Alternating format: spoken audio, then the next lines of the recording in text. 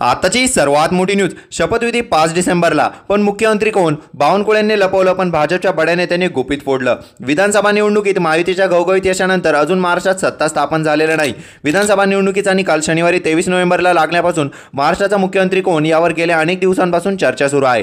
काळजी व्हावं मुख्यमंत्री एकनाथ शिंदे की देवेंद्र फडणवीस कोणाच्या गळ्यात मुख्यमंत्रीपदाची माळ पडणार हे गुलदस्त्यात आहे.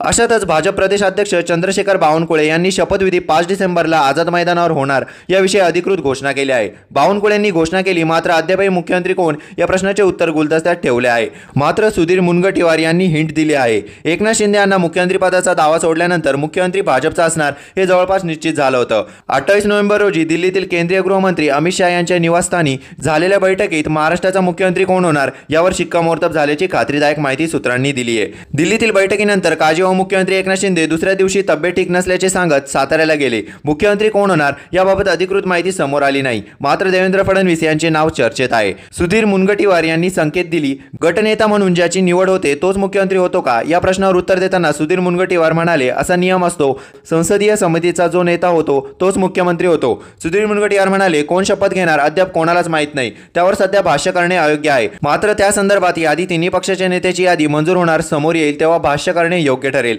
राज्याला $1 ट्रिलियन इकॉनॉमी पर्यंत जायचे आहे. अशाच नवनवीन व्हिडिओ बघण्यासाठी आपल्या चॅनलला लाईक आणि सबस्क्राईब करायला विसरू नका.